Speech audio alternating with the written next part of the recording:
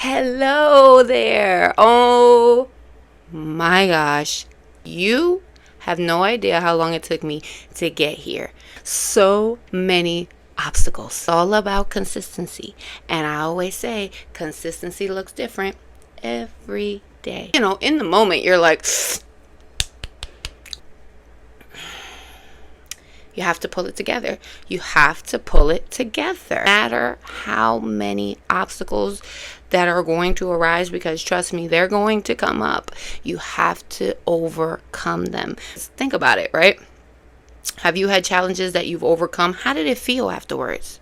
It felt good, didn't it? Initially, you're like, finally, I can breathe. I've overcome that challenge. Time settles and you actually think back to how you overcame that. You're like, can we just take a moment to recognize how I handled that? Give yourself the props, baby, because you did it. Good job. Kudos to you on whatever you accomplished. Let's talk about the fact that my birthday was just last week. What did I learn in year 36? Because I'm 37.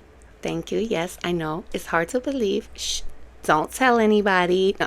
I'm so grateful. This is year 37. And as you know, I'm on this journey of self-reflection, positivity, confidence, learning, putting myself out there, being true to what I want to do. So if that's you, this is a good episode for you to join us in. So today we're going to talk about the 5 lessons I learned in year 36 of my life. I didn't only learn 5 things, but these are 5 major things that are super important to me. The top one is going to be faith over everything. Number 2, being prepared, organization. And I'm not perfect at it, but I'm learning. 3, environment is key, social and physical. The 4th one, confidence, baby, and self-love. You know I talk it all the time, and it's super important. And the 5th one, hello there, and welcome to the Thanks for Listening podcast. I am Nikki Nicole, and you just tuned in to a very special episode, because you know what? Last week was my birthday. Birthday. Thank you so much for the birthday wishes. Thank you so much for the support. It was a wonderful, beautiful, blessed birthday. I couldn't ask for better.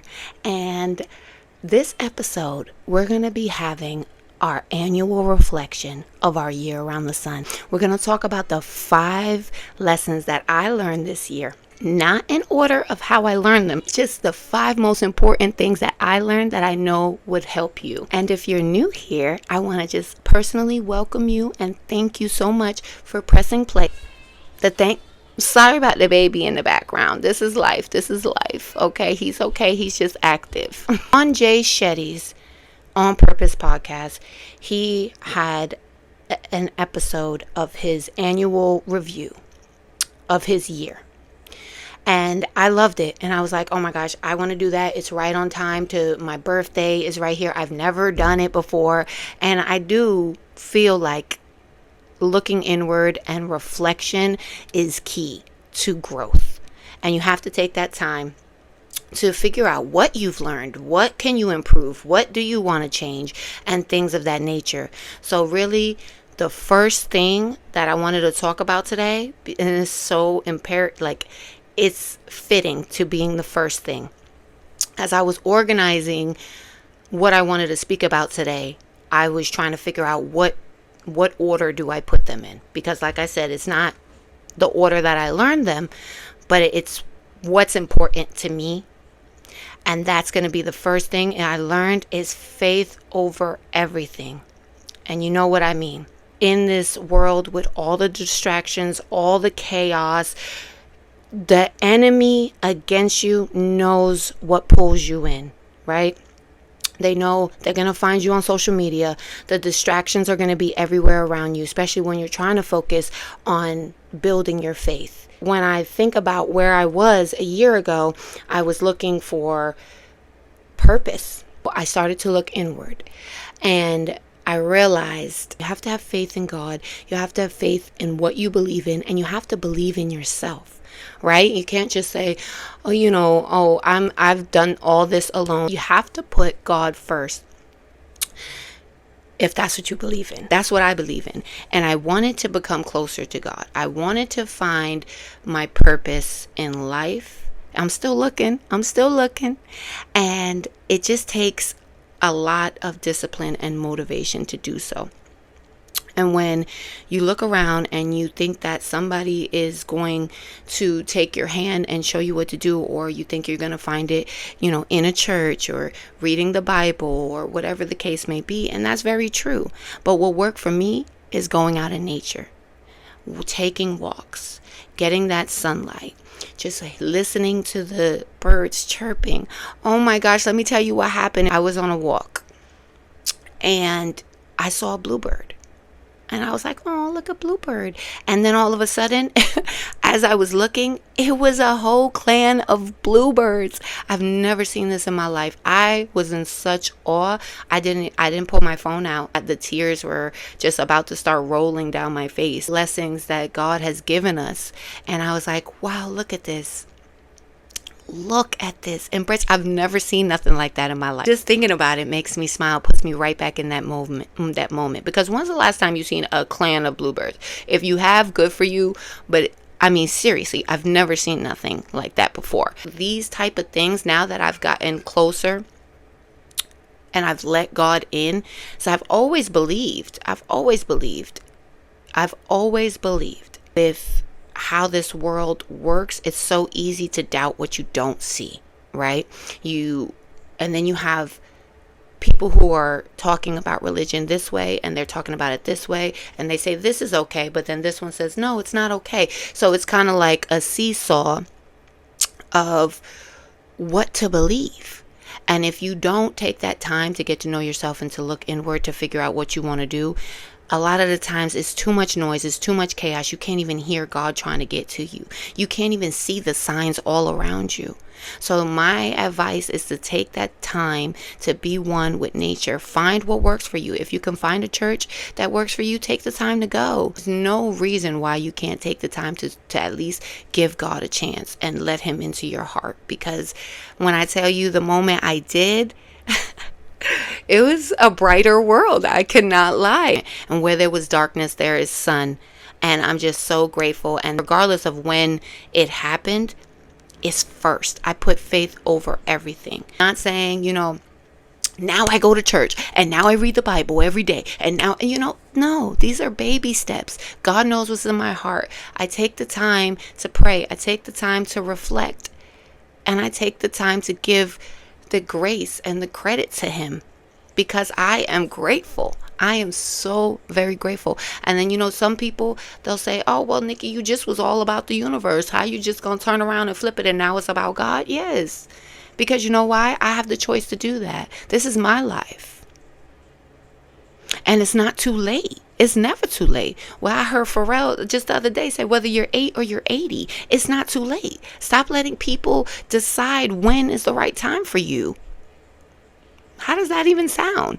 Like, don't sit there and think about, oh, no, it's too late. I'm too old. Oh, no, I'm too young. Or what will people think? Because guess what? Whether you do or you don't, they're going to think something anyway.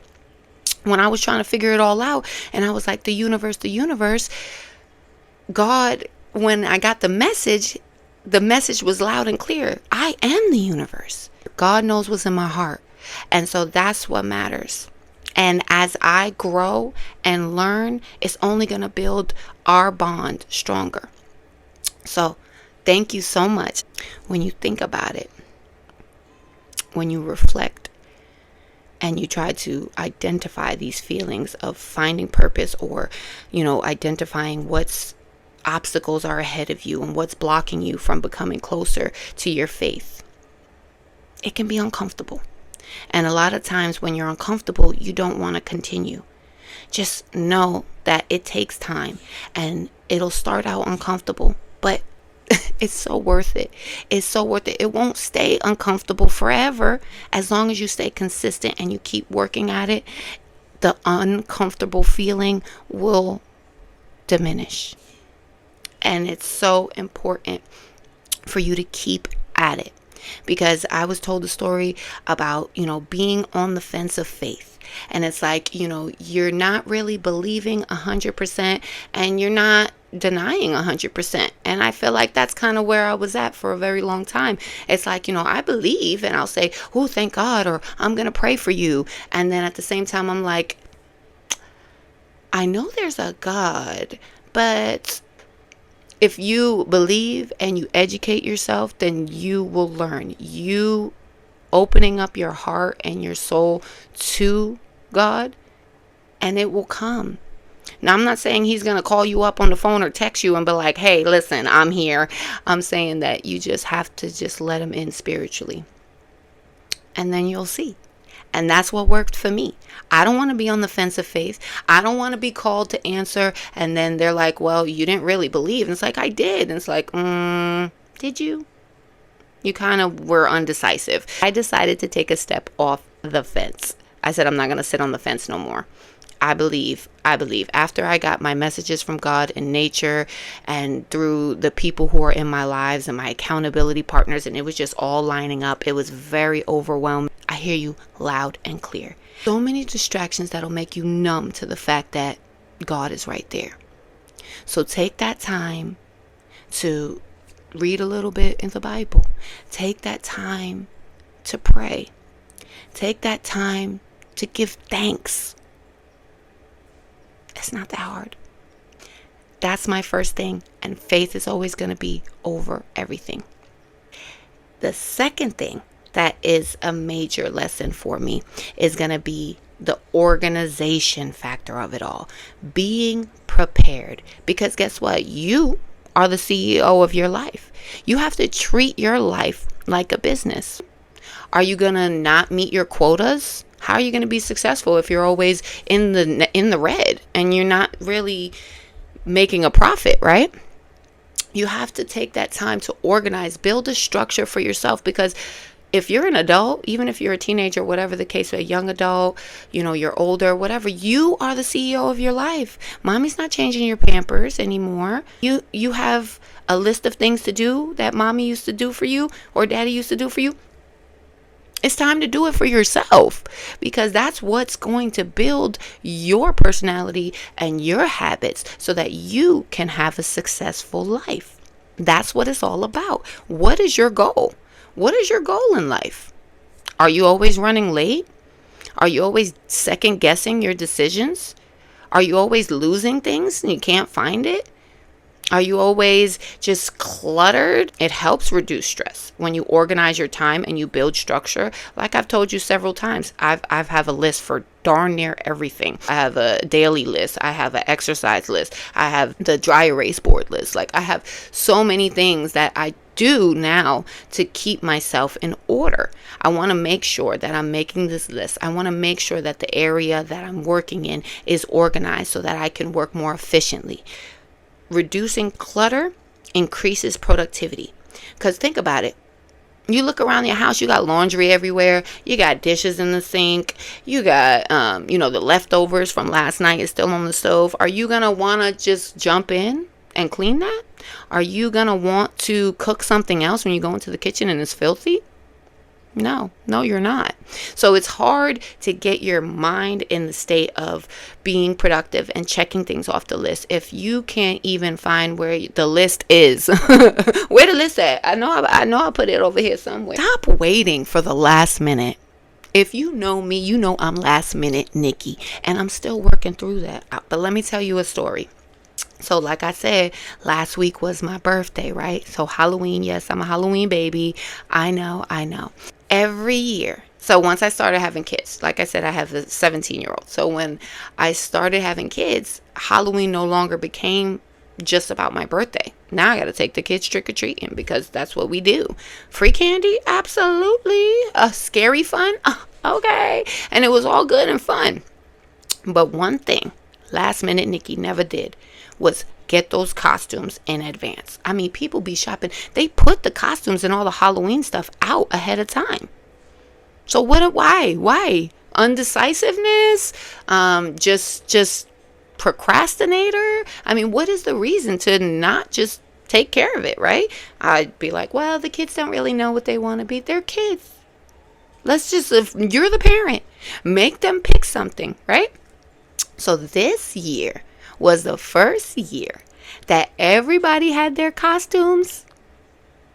Oh my gosh, was it like 2 weeks in advance? Yeah, we started working on it at the beginning of the month. And the only reason that happened is because of this journey that I'm on of organizing and being more prepared, taking charge of my life, because nobody's going to do it for me. They're going to, Nikki, did you buy the kids' costume? Oh, no, not yet. What they're going to do? Come through the phone and force me? What they're going to do? Buy the costume? They're not going to do it because it's your responsibility. With organization and having a clutter-free space, it promotes mental clarity. I was reading an article on realitypathing.com, and they were saying how reducing clutter and being prepared and organized, it boosts your self-esteem and it enhances your sleep quality. When I started to organize little parts of my area, because this is not something that you're just going to say, okay, Nikki said organize my area. This is an absolute, the whole house is an absolute mess and I need to organize it. Let's get it today. I mean, you could start today. But don't think that it's just going to happen overnight. These things take time. You have to pick an area. Okay, pick an area, organize and structure your plan to declutter, to deep clean, to just make a better, just get rid of some stuff that you don't need. Okay, so don't just say my house looks clean at a distance. Let's identify. Okay, I need to go ahead and dust the ceiling fans. I need to go ahead and take care of the baseboards. I need to remove the burners from the stove and clean under in between the stove. And I know what you know what I'm talking about. You know what I'm talking about. When you lift up that piece of the stove and you look under there and it be all that burnt up food that you forgot about. Clean that, please. You know, because you may not see it, but then eventually when it's time to move, you're going to have to clean it. Somebody's going to have to clean it. I mean, you could get a cleaning service to do it. But I'm just saying, it's just an example of taking charge of your life and trying to organize and make a better environment for yourself. Which leads me to that third thing, which is our environment.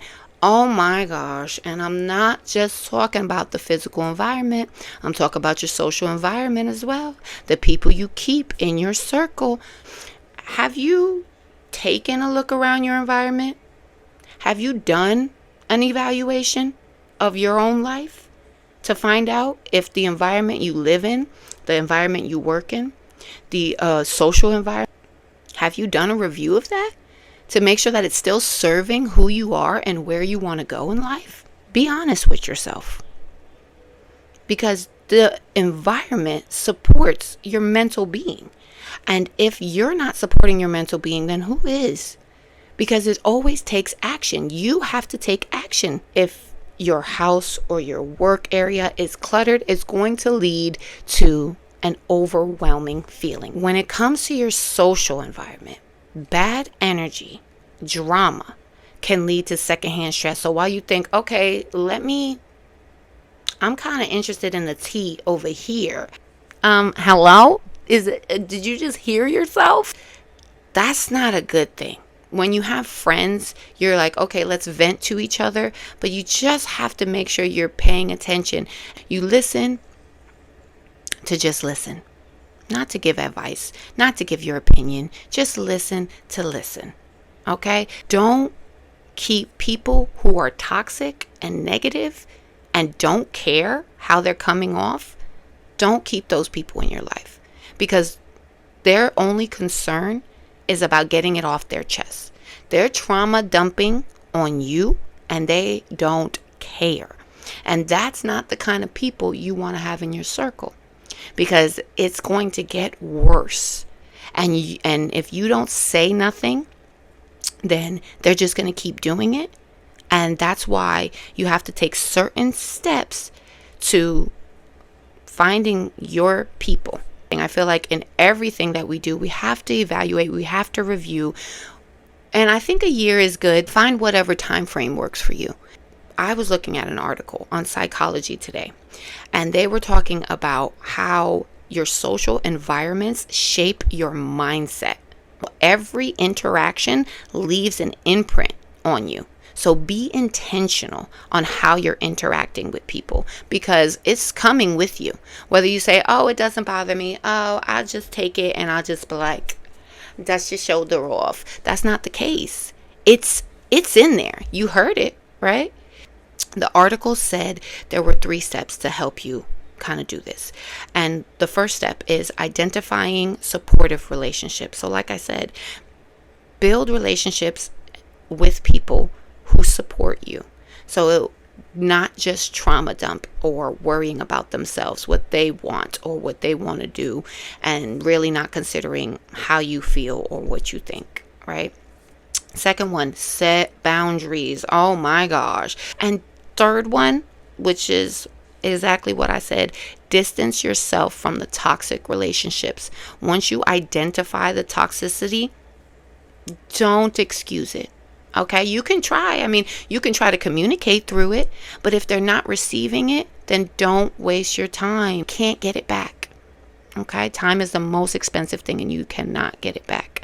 So prioritize your well-being by reviewing the people who you keep in your circle. The factors of an important environment would be things like the noise pollution. Oh my gosh, I used to live in the Bronx and Bronx, New York. And when I tell you that city noise outside was like white noise to me. I had no problem going to sleep. Yelling, the music, the cars, it's just so much. And then when I went to the South and I realized, like, you hear the crickets? Like, you just hear all kind of like little noises that is just like,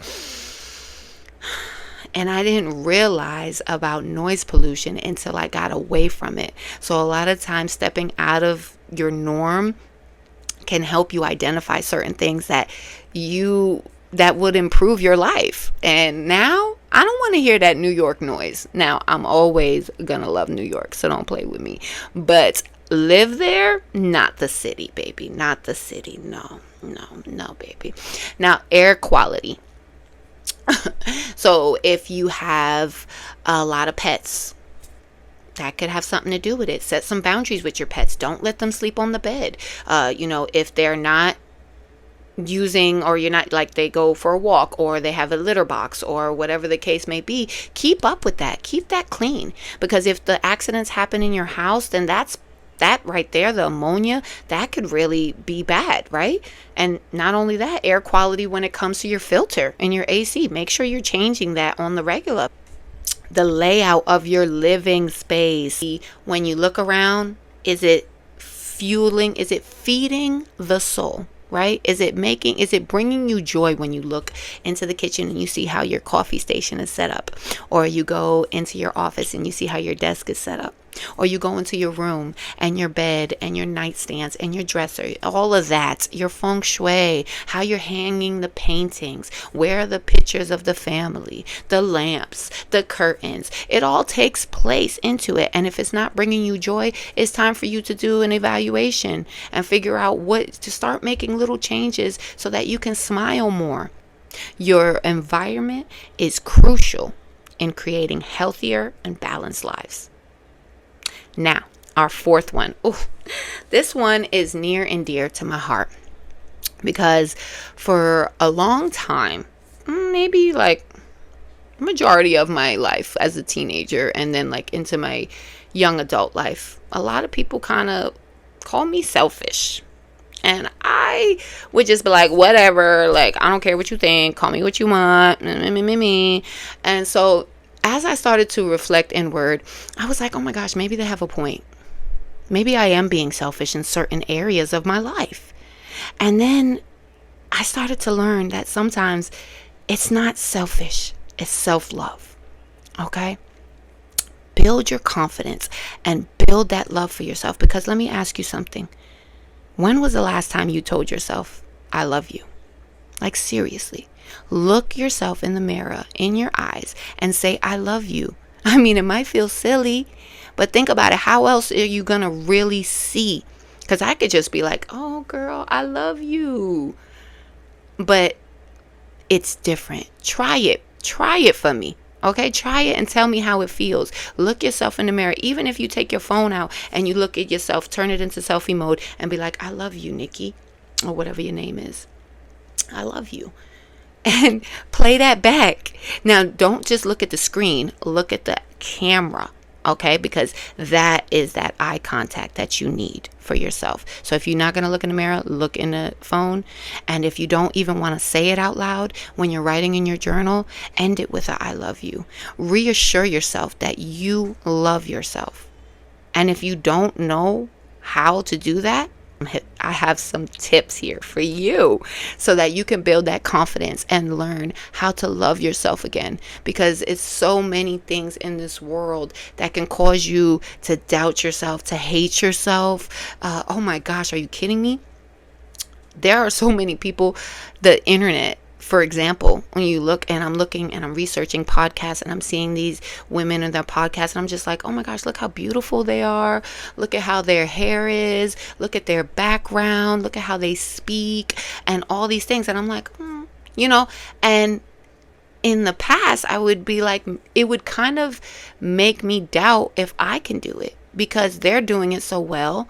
And they have all these following, and they have the setup and the fancy mics and the technology, and they're doing it. And that means, I don't think I could do that because it's intimidating. So stop comparing yourself, okay? It's not fun. You have to put the spotlight on your own well-being, your mental health, your happiness, your desires. You have to put that on because it goes back to that second thing. You are the CEO of your life. You have to take action in anything you want.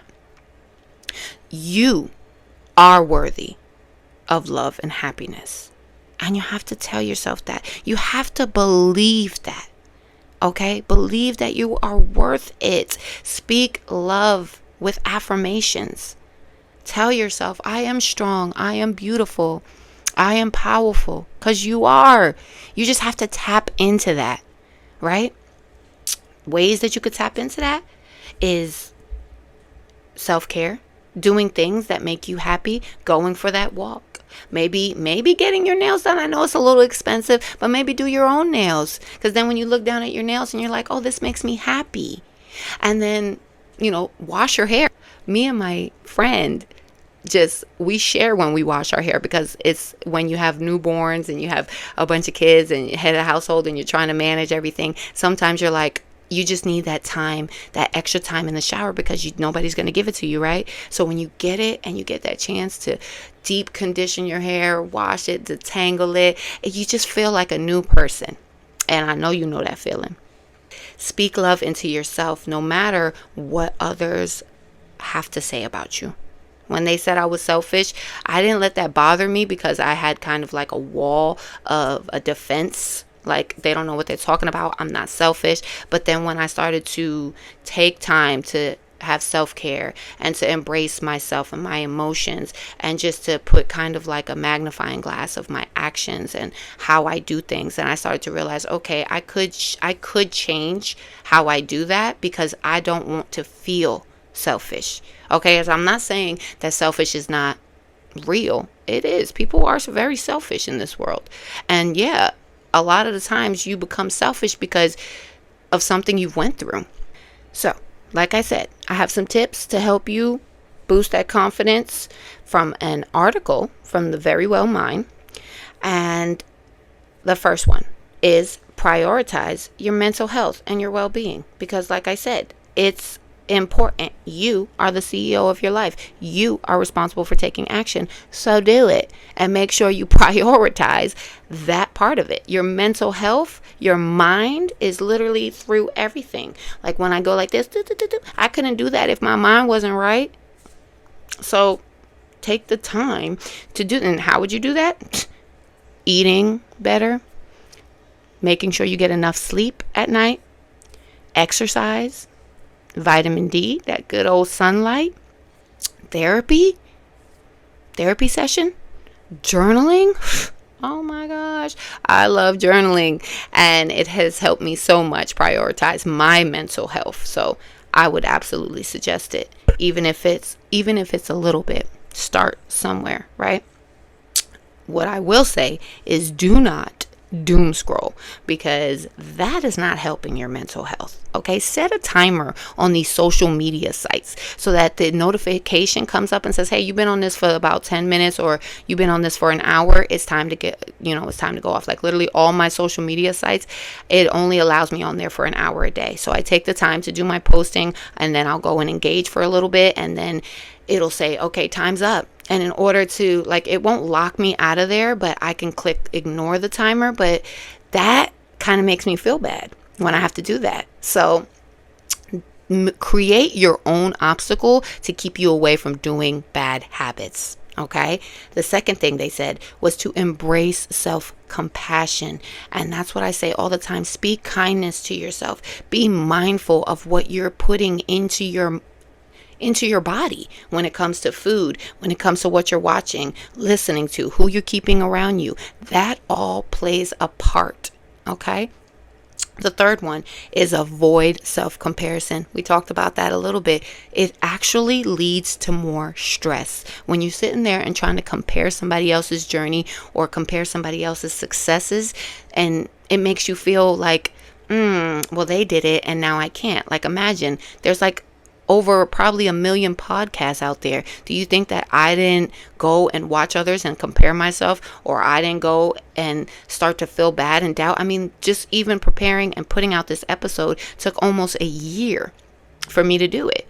And I just was like, okay, that's it. That's it. Stop chasing perfection, because it's a myth. Mel Robbins said in her book and on her podcast that she was feeling that type of way. She was lost in comparison and looking at her friends' successes, and it made her feel like because they have it, she can't have it.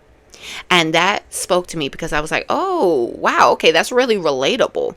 And so I know you're out there, and I know you think the same. Okay, just because this person has, over 1 million followers, then I probably can't, because they're talking about the same thing. That's not true. Be your authentic self. Be true to yourself. And that leads to the fourth one. Setting boundaries. Protect your peace, because when you just keep allowing the disrespect, or the way they push you aside and don't really care about how you're feeling or what you have to say, why have somebody around you like that? How do you think that's going to make you feel inward? It's not a good feeling. If you don't know that feeling, I'm going to tell you right now, it's not a good feeling. When you set boundaries, you basically are saying, this is what I won't allow in my life. Okay? Protect your energy, protect your peace. A lot of the times, people think when you say no, it's because you're mad at them, or you just don't want to do it, and you're being selfish and you don't want to help. But no, and Jay Shetty said this, no is the purest form of honesty. Just be honest with yourself. If you don't want to do it, don't do it. Don't make somebody guilt you into doing something. Okay? Protect your peace. Stand on your boundaries. Okay? Because no one's going to respect them if you don't even respect them. Right? Number 5, forgive yourself. Oh my gosh. This is huge. This is absolutely huge. Is when I think about how my actions affected others in the past. There's nothing I can do about it, right? You can't go back to the past and fix what you wronged, right? Just understand that mistakes happen. We are not perfect. We are going to mess up, and we are going to hurt people. And it's unfortunate. And it's not that we want to. It's just that it happens. I've been hurt by people, and I wonder why would they do that to me? Why would they treat me that way? Why would they say that to me? And then you think, what are you going to do? You can ask them. But are they capable of giving you an honest answer? You can't let that dictate yourself. So you have to just learn how to forgive yourself. And again, if it was someone else who wronged you, it's about forgiving yourself just to be able to forgive them. Because at the end of the day, what has happened cannot be changed. There's not a time machine. We're not the Avengers. We're not going back in time and fixing the blip. Yes, I love Marvel movies. So just understand that we don't make excuses for our mistakes. We learn from them. Okay? Turn those losses into lessons. Okay? Number 6, surround yourself. Oh, I love this one. Surround yourself with supportive, loving people. I love that. And it's not easy. It's hard. It's not just, they're not going to fall in your lap. So that's why you have to learn how to build up your love and speak kindness into yourself. Take time for yourself so that you are able to identify when people like that come in your life, and you are able to identify when the toxic ones or the opposite of what you're looking for comes in your life, and know when to walk away. And it's not going to be easy. And especially if you spent a lot of time with this person and you just kept trying to cover up what you saw as flaws, because you take the good with the bad, right? But how much of the bad are you willing to take? Sometimes you say, okay, all these things over here are good, but these things over here are bad. But guess what? These things, can you live with them? How heavy are they? Are you okay with making excuses for these 2 things for the rest of your life? Just take a look and ask yourself that question. Because what did I say? You're the boss. You're the CEO. So nobody's going to do the evaluation but you. So when you do that evaluation, make sure you follow up and take action. Because that's the best part about tracking the progress. I just had a conversation with my friend last night. I said, don't ignore the small red flags, because eventually they add up and all you see is red, and that leads to anger. And I'm a very visual person. So that right there was like, that was the first time I had said it, and I just was like, I was taken back by myself. I was like, oh my gosh. And it just really stuck with me, and I was like, I gotta add that in the episode today, because that right there is so relatable. And you think, oh, it's okay. No, he gets like that sometimes. Oh no, it may seem like she's like that, but she's really not. How many times you gonna do that? Stop making excuses for the red flags, okay? Just be honest, set the boundary, and understand that it's gonna hurt to walk away, but you better do it now before everything is red around you. Okay? And the 7th one here. I was like, that's like a 7. Choose a new perspective. Now, episode 5 of the Thanks for Listening podcast, we talked about how to shift that mindset. So if you're not familiar, go back and watch that one, and I give you tips on how to do so. But it's really simple. Everything's easier said than done. But it's really simple to just say, okay, change that perspective. Don't think negative. Think positive. Listen, it starts small. Okay? It starts small. There are horrible, horrible things happening all around the world, right? You have to just start small. So it says, okay, let's take this. Let's take this. Oh, you trip and you fall, and all your stuff that was in your hand drops, right? Try to find the positive. Well, at least I didn't really get hurt. It could have been a lot worse. And that's how you started. That's how you started right there with that. I'm not saying, it's going to happen like that, because it's not. It's going to take time, but you have to find the good in everything. And that's how you start to shift your mindset from negative to positive. All right. And number 5, I know you've been waiting. Oh, I got to stretch. Lord. Ooh, you heard that bone crack? My goodness. Ooh, I gotta stretch. Oh my gosh, my bones are cracking all over the place. So I guess I really am 37. Here's a little tip. When you get older, your bones start to crack. So get in the gym and start stretching and working out. So number 5 is about being kind. Yes, I said it. Yes, I said it. You have to be a little kinder. Be kinder to yourself. Be kinder to others. Just like, let me ask you something. When was the last time you done a small kind gesture? Now, I know you can't answer in real time, but write it in the comments. When was the last time someone was kind to you? Right? Sometimes it'd be like, oh my gosh, I can't even think about it. And I'm talking about little small kind gestures, holding the door for someone, smiling, making small conversations, giving little compliments. These are all little things that are considered acts of kindness. And you know what? Every one of those things that I said is free.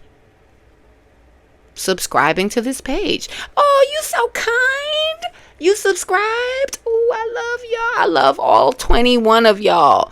Thank you so much. That was so kind of you. So if you sitting here and thinking, what have I done kind lately? You did that. You supported Nikki Nicole over here on the Thanks for Listening podcast. So you did one thing that's kind. Give yourself that grace when you are doing something kind. Because when, let's say, in this world where it's so easy and it's so fast paced, and it's like, I don't got time to hold the door for somebody. I don't got time to be kind, Nikki. Like, what are you talking about? I gotta just go. And it's like, take a deep breath. Okay, take a deep breath, because you're overthinking it. It doesn't take much to be kind to others. It doesn't. And I know it's cliche, and they say, oh, if everyone was a bit kinder, the world would be a better place. But is that a lie? Is that a lie? It's not. It's not a lie. It's true. Because when someone's kind to me, that makes me want to be kind to others. And as I started on the journey of being more kind, I started to feel how rewarding and fulfilling it was making me feel. And I was like, wow, okay, okay. I see there's something in this kindness right here. So I was like, okay, this is definitely what I want to do. And there's this quote from Harold S. Kushner: being kind to others is a way of being good to yourself. That's what y'all do now. That right there was like, drop the mic, because that's so true. And I learned that on the journey. Like, if I would have read that maybe like 2 years ago, I'd have been like, really? Corny. But now that I'm on this journey and I've actually take the steps to be a little kinder every day to people, random strangers, to my friends, to my family, just that was really seeing how I was being good to myself. It was serving myself and my values, and it just made me happier. So all these 5 things that I talked about, these are all things that are going to be rewarding inward, and it's going to show outward eventually. Because the more you improve yourself mentally, physically, it's going to show. You're going to glow. You're going to feel better. You're going to have more energy. And I'm not saying every day is going to be a win, but you have to know that there are going to be ups and downs. But if you just take that moment to be a little kinder, you never know how you are helping another person. You never know what that kind gesture could have done for somebody's day. They could have been having an awful day, an awful week, a really hard month.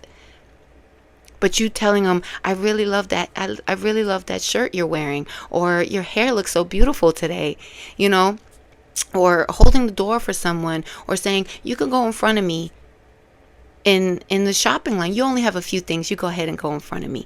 That type of stuff right there, it is something that people are not really expecting, because in this day and age, people are not being kind to each other. I mean, I'm not saying everyone, but the majority is just too fast paced, too numb to the society that we're in. And they're just like, I'm not going to be kind, because then they're going to think I want to talk to them, or whatever the case may be.